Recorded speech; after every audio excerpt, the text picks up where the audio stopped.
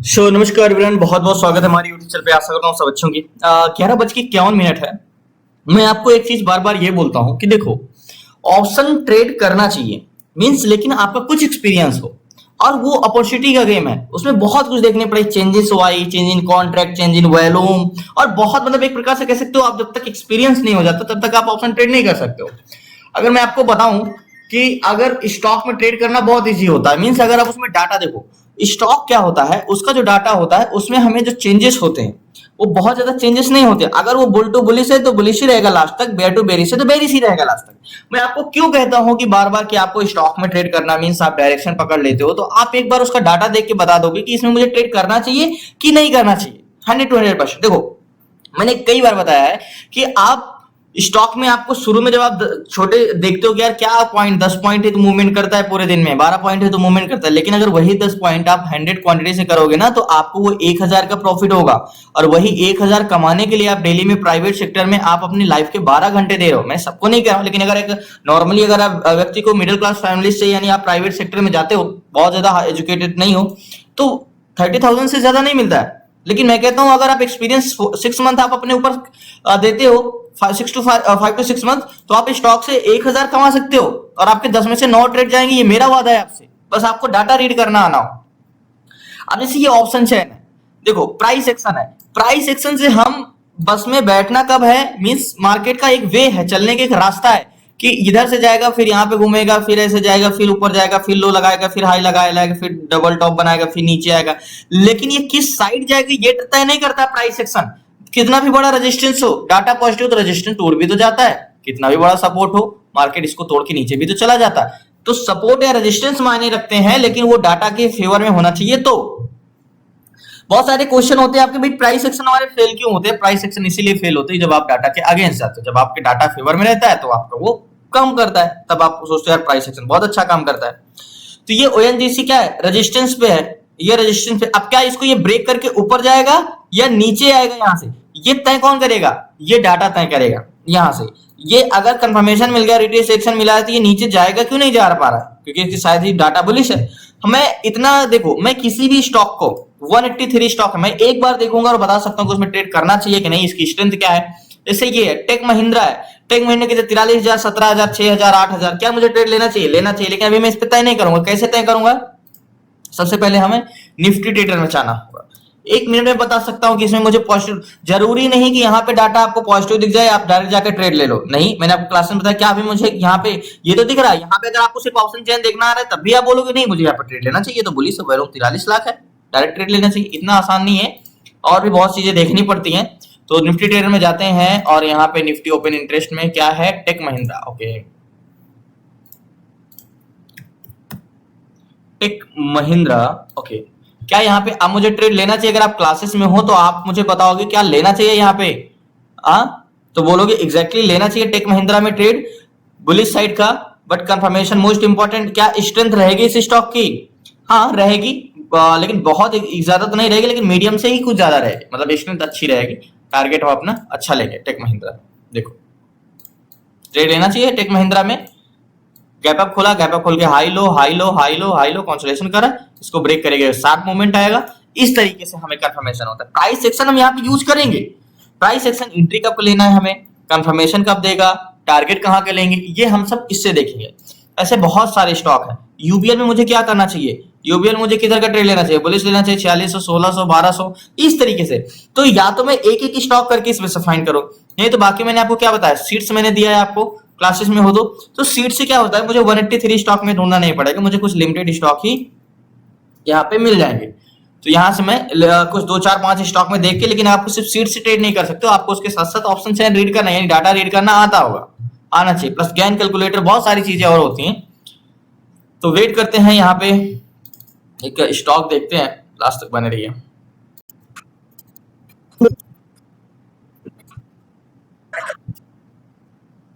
So finally एक ही stock मिला है, एमसीएक्स। बाइंग के लिए यस है, लेकिन बहुत ज्यादा मूवमेंट कर चुका है, 3628 का है, 143 पॉइंट, गैप अप में नो है, डेप्थ इसका 0 है एमसीएक्स का। लेकिन इसका ऑप्शन चैन देखें तो क्या स्ट्रेंथ और कुछ कर सकता है एमसीएक्स?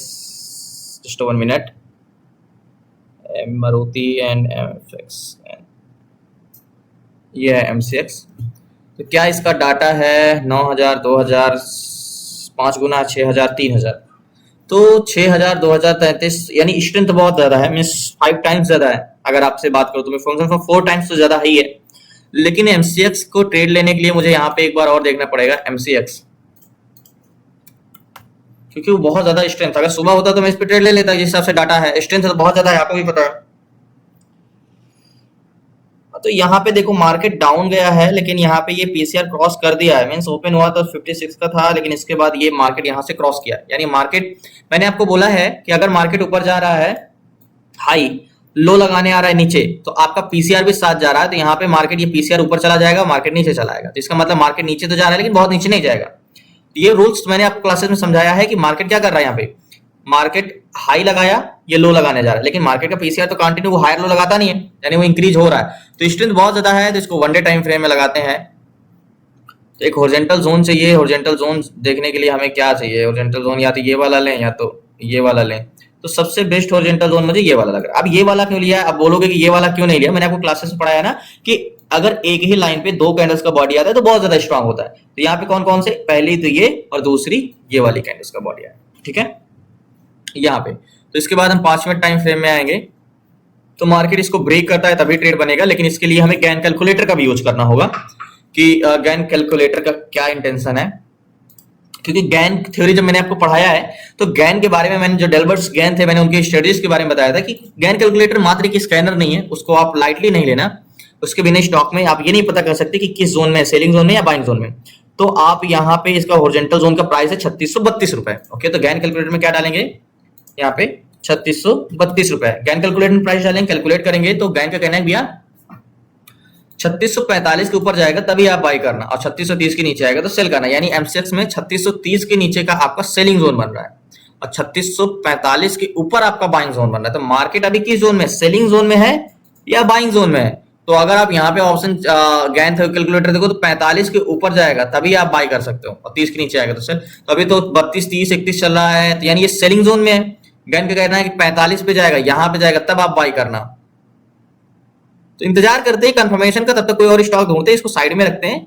बाकी तो इंतजार करते हैं। अभी तो ये, इससे मुझे ये पता चल गया गैन से कि मेरा बाइंग जोन में है कि नहीं। तो गैन का कहना है भैया बाइंग जोन में नहीं, बाइंग जोन में ऊपर है, तो वेट करेंगे तब तक कोई।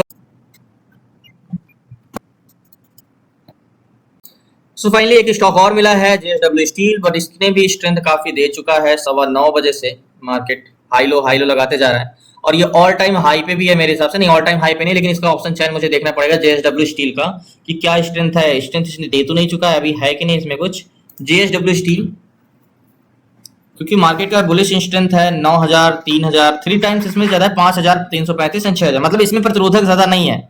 अगर मैं आपको ये चीजें बताऊं कि मैं क्यों कह रहा हूं प्रतिरोधक ज्यादा नहीं, तो मैंने आपको क्राइटेरिया बताया कि हमेशा पॉजिटिव ट्रेड में नेगेटिव पीसीआर है, क्योंकि स्टॉक का जो मार्केट का ऑप्शन चैन देखने का होता है और बैंक निफ्टी का बिल्कुल डिफरेंस होता है।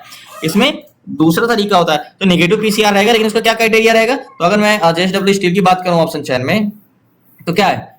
5,355, 6,276, 5,355 डिवाइड बाई 6,276 इक्वल कर दो। पीसीआर क्या है? 0.85 का, तो बहुत अच्छा पीसीआर है। लेकिन यहाँ पे भी तो एक बार देखो कि ट्रेड करने के लिए आप कर सकते हो कि नहीं। जेएसडब्ल्यू स्टील स्ट्रेंथ है या नहीं है?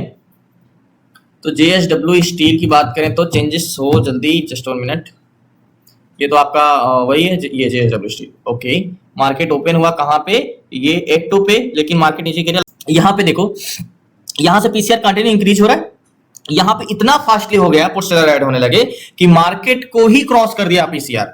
यहाँ पे ये क्रॉस करना बहुत अच्छा होता है। यहाँ पे मार्केट को क्रॉस कर दिया पीसीआर, तो बहुत अच्छा है। तो जेएसडब्ल्यू स्टील में ट्रेड लेने के लिए सबसे पहले 1 डे टाइम फ्रेम में लगाते हैं। इसमें भी देखना पड़ेगा बाइंग जोन में है या नहीं है। तो सबसे पहले 1 डे टाइम फ्रेम में हमने लगाया। 1 डे टाइम फ्रेम में लगाने के लिए हमें एक हॉरिजॉन्टल जोन की जरूरत है, और हॉरिजॉन्टल जोन हमारा क्या मिल जाएगा? ये वाला जोन। अब ये वाला जोन मैंने क्यों लिया है? इसके पीछे वाला भी ले सकते हैं, ये वाला जोन। अगर मैं इरेज करूं तो ये वाला 1 डे टाइम फ्रेम की कैंडल्स, ये वाला जोन, ठीक है। ये वाली कैंडल्स का 2 कैंडल्स का बॉडी हो गया, पहली कैंडल्स का ये और दूसरी कैंडल्स का ये। 5 मिनट टाइम फ्रेम में आ जाओ। 5 मिनट टाइम फ्रेम में आपको क्या चाहिए? स्ट्रेंथ बहुत अच्छी है इसमें, मतलब डाटा एक तरफा है, स्ट्रेंथ बहुत अच्छी है वेलो कॉल साइड का, यानी बुलिश साइड का, और इन द मनी कॉन्ट्रैक्ट यानी सारे पैसेंजर बैठे हुए अपने, उतरे नहीं हुए। तो मार्केट यहाँ पे क्या किया है? इसको ब्रेक किया है, मतलब ब्रेक किया है, रिटेस्ट करना जा रहा है, ठीक है। तो इसके लिए गैन कैलकुलेटर भी लगाना जरूरी है। तो गैन कैलकुलेटर लगाने के लिए हमें हॉरिजॉन्टल जोन का प्राइस क्या है, 906, ओके। गैन 906 को कैलकुलेट करते हैं तो क्या बाइंग जोन है हमारा, 907 पे बाई कर लेना आप, 914 का टारगेट। तो जेएसडब्ल्यू स्टील का कहना है कि 907 पे आप बाई कर लेना, गैन कैलकुलेटर का कहना है, मतलब बाइंग जोन में है। और सेलिंग जोन कहां पे है गैन के हिसाब से, 800 900 के नीचे जाता है तब आप सेल करना। तो जेएसडब्ल्यू 900 के नीचे जाता है, यानी इसके नीचे। तो अभी हमारा जेएसडब्ल्यू स्टील कहां है, बाइंग जोन में है ना, बाइंग जोन में। तो ठीक है, तो आपको मैंने क्लासेस में बताया कि अगर ये अब हमें जो, जैसे मैंने एमसीएक्स में बताया था, एमसीएक्स के कहने भी ये जो मार्केट जहां पे अभी ट्रेवल कर रहा है, मार्केट जहां पे ट्रेवल कर रहा है वो किस जोन पे है, ये सेलिंग जोन पे। लेकिन जेएसडब्ल्यू क्या है, बाइंग जोन पे है। तो गैन कैलकुलेटर के हिसाब से क्या है, 907 पे आप बाई कर सकते हो, 907.51। तो जेएसडब्ल्यू 907.51 जा चुका है, 909 तक जा चुका है। तो वेट करते हैं लास्ट तक। देखो इसमें स्ट्रेंथ बहुत ज्यादा है और मैं इस पे कंफर्मेशन का वेट नहीं करूंगा, लेकिन याद रखिएगा विदाउट आप रिटेल सेक्शन के ट्रेड लेंगे तो आपका एसएल नहीं रहेगा और आपको होल्ड रखना पड़ेगा लंबा। अगर मार्केट नीचे और भी टेस्ट करने आता है तो आपको रुके रहना है। तो जेएसडब्ल्यू स्टील गैन के हिसाब से 907 पे आप बाय कर सकते हो, 914 का टारगेट ले सकते हो। जेएसडब्ल्यू में एक ट्रेड लेता हूं, लास्ट तक बने रहिए प्लीज, नया चैनल को सब्सक्राइब। सो फाइनली 400 क्वांटिटी ली है जेएसडब्ल्यू स्टील में, 72,000 का फंड लगा है। इसमें मैंने इतना बड़ी क्वांटिटी क्यों ली, एक्चुअली में मैं हमेशा 50 से 55,000 का फंड यूज करता हूं, और इसमें मैंने बड़ी क्वांटिटी ली इसलिए क्योंकि इसकी स्ट्रेंथ अच्छी है और लेकिन कंफर्मेशन अभी नहीं है। तो गैन का कहना है कि 14 का फर्स्ट टारगेट यानी 14 का फर्स्ट टारगेट, 914 का फर्स्ट टारगेट होगा। तो हमें पहले प्राइस एक्शन का भी इंतजार करना, मार्केट में होल्ड करना पड़ेगा। मैंने क्या बोला, मार्केट में होल्ड करना पड़ेगा आपको। अभी देखो यहाँ पे एक बार निफ्टी ट्रेडर को रिलोड कर दूं तो आपको जो डर लगने लगता है ना, थोड़ा सा कैंडल्स नीचे आता है तो डर लगने लगता है, नहीं मार्केट को नीचे जाना, वो रिटेस्ट करने आ रहा है, उसमें वॉल्यूम चाहिए। और तो जेएसडब्ल्यू स्टील क्या बुलिश गया है अभी, देखो डाटा ही हमें इसका कॉन्फिडेंस देता है। अगर आपको डाटा ही हमें बताता है कि क्या होने वाला है यहाँ पे, तब तक मैं इसको देख लेता हूँ वन डे टाइम फ्रेम में क्या टारगेट हो सकता है। देखो मैंने आपको क्लासेस बताया है वन डे टाइम फ्रेम में टारगेट कैसे लिया जाता है, मार्केट हमेशा हिस्ट्री दोहराता है। तो अगर मैं आपसे पूछूं तो आपका कौन सा टारगेट होगा, अगर मार्केट इसको ब्रेक किया तो ये वाला टारगेट 10 का, 11 का, 13 का, तो ये वाला टारगेट होगा 15 का। तो ये वाला टारगेट तो होगा नहीं 9 का। तो मैंने बताया है क्लासेस में क्या, ये वाली कैंडल्स मार्केट हमेशा हिस्ट्री को क्या करता है, दोहराता है। तो मार्केट एक बार इसको ब्रेक करके कहां तक गया था, यहां तक गया था। तो टारगेट हमारा क्या पॉइंट होगा, इसका हाई क्या है 15.33 का, 15.33 का ये टारगेट बन रहा है हमारा। लेकिन मैंने आपको नोट डाउन किया होगा क्लासेस में, आपको क्या बताया है, आपको टारगेट क्या सिलेक्ट करना है, गैन थ्योरी और वन डे टाइम फ्रेम का टारगेट दोनों मिला के सिलेक्ट करना है। तो प्राइस सेक्शन के हिसाब से आपका 15 का टारगेट आ रहा है, गैन के हिसाब से आपका क्या टारगेट आ रहा है 914 यानी 14 का। तो एक पॉइंट पहले आ रहा है, तो जो हमें पहले देगा उसका लेके निकल जाना है हमें। तो 15 का नहीं तो हम सीधा सीधा राउंड फिगर जोन 14 का रखते हैं, यहाँ पे 914 का, यहाँ पे ये जोन का ये टारगेट पॉइंट, परफेक्ट ठीक है। इसके ऊपर कैंडल्स क्लोज दे देगा तो मार्केट में शार्प बाइंग आ जाएगी, ये हमारा नेक लाइन का काम करेगा। लेकिन अभी मार्केट रिटेस्ट करने नीचे तक जा सकता है, मार्केट कम से कम ये जोन तो 900 को तो टेस्ट करने जा सकता है, 900 तक जा सकता है। तो मुझे 5-6 पॉइंट तो रुकना ही पड़ेगा। ये तो मैंने एक जोन खींच दिया है, बट स्ट्रेंथ बहुत ज्यादा है मार्केट में, मैंने यहाँ पे बताया ना, देखो एक्जैक्टली है। तो वेट करते हैं लास्ट तक, मैंने इंतजार करते हैं। एमसीएक्स से लगाया मैंने, एमसीएक्स को अभी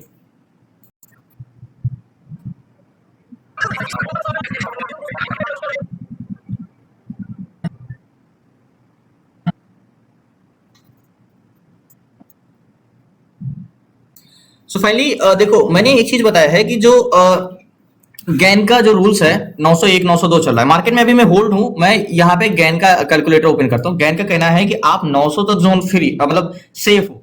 तो जेएसडब्ल्यू स्टील में मैं ये 990 यहाँ पे मैं लगाऊंगा 899। अगर मार्केट ये लास्ट में रहा, मैंने यहाँ पे ट्रेड लिया याद होगा, तो मैं 5-6 पॉइंट तो मार्केट में रुकूंगा, क्योंकि मार्केट जो स्ट्रेंथ है ना बहुत ज्यादा है। तो सेलिंग जो क्राइटेरिया है मींस कहां तक मार्केट को हम होल्ड कर सकते हैं, 900 तक मार्केट को होल्ड कर सकते हैं। ये लास्ट मेरा होगा ये 899 यहाँ के जोन का मार्केट। अब बोलोगे टारगेट यहाँ का है, आप यहाँ तक रुकोगे, तो देखो एक्चुअली में जब आप कंफर्मेशन नहीं लेते हो तो ये सब चीजें झेलनी पड़ती है, ठीक है। बट इसकी स्ट्रेंथ जो है वो बुलिश ही है। वॉल्यूम देखो, ये मार्केट में थोड़ा सा कॉल सेलर की संख्या थोड़ा सा बढ़ी है, इसलिए मार्केट में ये थोड़ा सा मार्केट नीचे जा रहा है। बाकी कॉल साइड का वॉल्यूम कंटिन्यू बढ़ रहा है, 10,497 हो गए।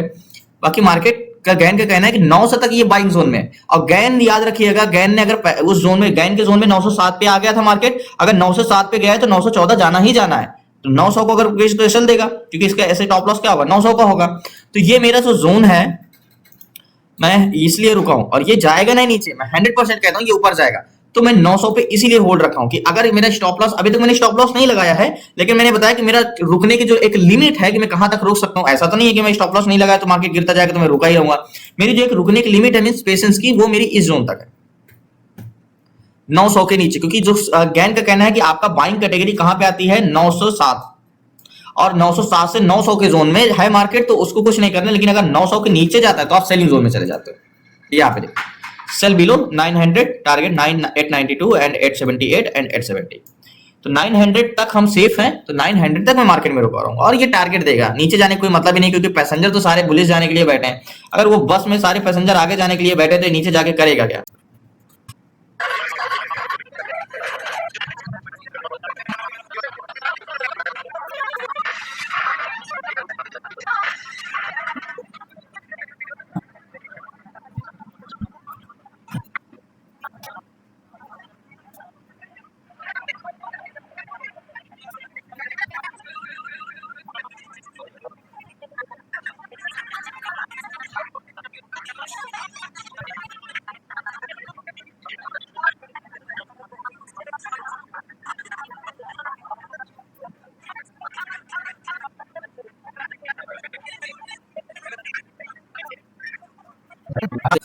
कहते हैं जब किसी भी चीज में आप निरंतर करते हो तो वो कॉन्फिडेंस आ जाता है। साइकोलॉजिकल की कहीं क्लास नहीं मिलती है। अगर कोई दे रहा है साइकोलॉजिकल की क्लास तो जाहिर सी बात है वो झूठ बोल रहा है, क्योंकि एक्सपीरियंस आप खुद अपने आप में सिला सकते हो। और कुछ चीजें होती है जो कहीं सिखाई नहीं जाती, वो समय के साथ अपने आप आ जाती हैं। तो मैंने आपको एक कॉन्फिडेंस के साथ बोला था कि अगर ये डाटा पॉजिटिव है, इसकी स्ट्रेंथ बुलिश है।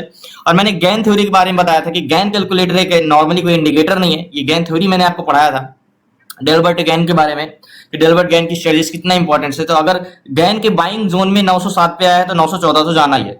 बाकी सिर्फ ये गैन कैलकुलेटर के ही कॉन्फिडेंस से मैंने नहीं बोला था, मैंने ये भी बोला था ऑप्शन चैन की स्ट्रेंथ देख के, क्योंकि वैल्यूम तो कंटिन्यू बढ़ रहा था। इस रीजन से मार्केट अगर और नीचे आता तो मैं इस जोन तक रुका रहता। तो अभी 909 910 चला है, बट 914 पे निकलेंगे तो अभी और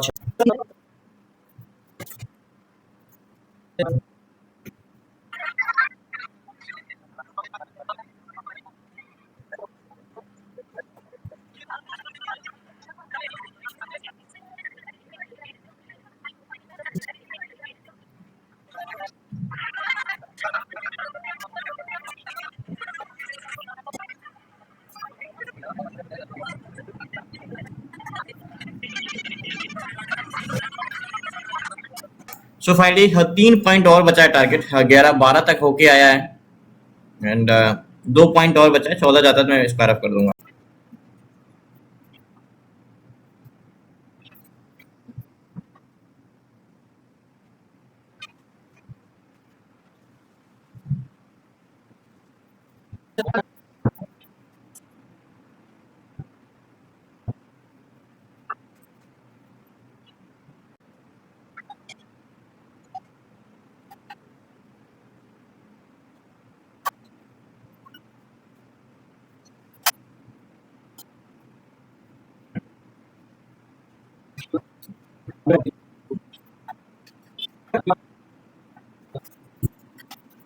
देखो मार्केट जो गिरा था, मतलब यहाँ तक गया था, तो मार्केट में माइक क्वेश्चन ये भी होना चाहिए कि मार्केट से मैं स्क्वायर ऑफ क्यों नहीं कर सकता, क्योंकि मार्केट का जो एक डाटा है, वैल्यूम का जो एक स्ट्रेंथ थी, यानी पुट बायर और कॉल बायर की जो एक डिफरेंस था, उसमें कोई चेंजेस नहीं आए थे। हम कब ऐसे समझ आते हैं कि रिवर्सल हो सकता है, मार्केट ये जेएसडब्ल्यू यहाँ से रिवर्सल होकर गिर सकता है?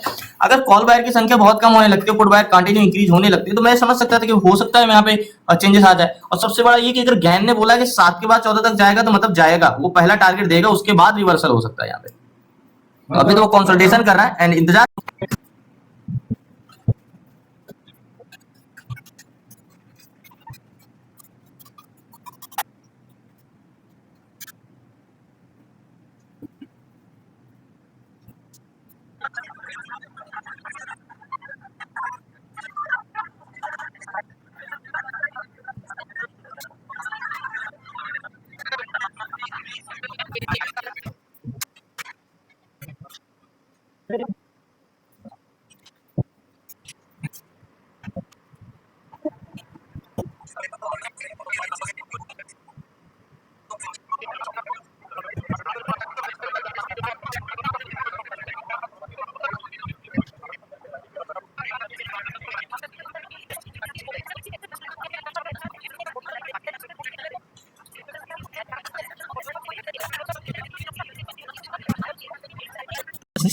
Sa usted na klase.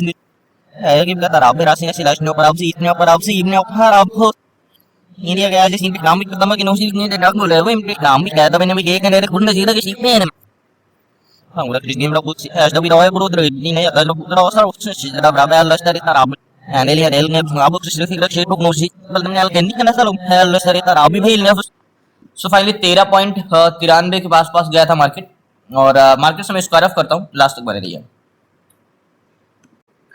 So finally market से मैंने एग्जिट कर दिया, लेकिन किस्मत ये थी कि मार्केट में मैंने जब एग्जिट किया तो करीब 12.73 पे आ गया था, लेकिन मार्केट 13.42-44 तक गया था, लेकिन 12.73 पे मैंने एग्जिट किया। सो फाइनली मैंने आपको बोला ना कि question C is the most important. Market से जो मैंने एग्जिट किया यहाँ के आसपास 12 के आसपास, और यहाँ पे मेरी एंट्री थी 7 के आसपास, तो 5 पॉइंट का प्रॉफिट लिया 400 पॉइंट में, 400 क्वांटिटी में, और उसके बाद थोड़ा सा प्रॉफिट तो बुकिंग होगी यहाँ पे। तो बहुत बहुत धन्यवाद। देखो एक चीज मैं बार बार ये कहता हूँ, डाटा से बढ़ के कुछ नहीं है, प्राइस एक्शन से भी बढ़ के कुछ नहीं है। तो डाटा और प्राइस एक्शन का मिला के जो कम्युनिकेशन बनता है ना, आप ऐसे स्टॉक को आप देख के बता सकते हो कि आज मुझे इस पर ट्रेड करना चाहिए कि नहीं, और ये जाएगा तो आज कहाँ जाएगा। बुल बुलिश है, ये लास्ट टाइम तक इसमें बाइंग ही आएगी, ये नीचे जा रहा है लेकिन बहुत नीचे नहीं जाएगा, इससे प्रॉफिट बुकिंग होगी बस। तो यही रीजन था मार्केट में। देखो शुरू से ही लास्ट टाइम तक मार्केट ये जैसे ही हाई को ब्रेक कर नहीं पाया, अभी कैंडल्स क्लोज नहीं दिया, कैंडल्स क्लोज देते तो अच्छा मूवमेंट आता। तो ये रीजन मैं कहता हूं कि देखो आप 3 महीने 4 महीने फोकस करते हो तो मैं 100% कहता हूं 10 में से आपके 9 ट्रेड जाने ही जाने चाहिए सही, और वो जाएंगे ही जाएंगे। मैं ऐसे नहीं बोलता हूं, देखो एक्सपीरियंस चीजें करने से आती हैं, और करोगे आप तभी जब आप सीखोगे आप। तो डाटा मैंने बहुत सारी स्टॉक याद होगा, एमसीएक्स मैंने देखा था, एमसीएक्स में कि कैंडल्स क्लोज होगी 45 पे जाएगा तो हम ट्रेड लेंगे इस पे, तो 45 पे गया भी, बट मार्केट में ऑलरेडी हमने जेएसडब्ल्यू मैंने ट्रेड लिया था, तो मैं इस पे ट्रेड नहीं ले सकता था। अभी मार्केट में इसमें एंट्री बन सकती है, 45 पे चला गया, मार्केट में इसमें एंट्री बन सकती थी, लेकिन यहाँ पे तो नहीं बन सकती थी ना, यहाँ पे डायरेक्ट एंट्री नहीं कर सकता था। इसके बाद कंसोलिडेशन करके मार्केट नीचे है, अब जाके इसने ब्रेकआउट दिया, अब इसमें मूवमेंट आ सकता है, बट ऑलरेडी मैंने इस पे ट्रेड लिया था, तो अब मुझे ट्रेड करने की जरूरत नहीं है दोबारा। तो बहुत बहुत धन्यवाद। आप लोगों को सीखना है, जुड़ना है क्लासेस में, 6 मंथ की क्लासेस में A to Z सारी चीजें, स्टॉक इंट्राडे कैसे करना, stock SIP, stock swing and option, selling option, buying, ETF SIP and ETF short term investment, A to Z सारी चीजें 6 मंथ की क्लासेस में। तो डिस्क्रिप्शन में नंबर है, आप उस पर व्हाट्सएप करके जुड़ सकते हैं। बाकी कल मिलते हैं न्यू ट्रेड न्यू सेशन। तब तक जय हिंद जय भारत। प्लीज आपसे रिक्वेस्ट है, जरूर चैनल को सब्सक्राइब कर लीजिएगा। शुक्रिया आपका।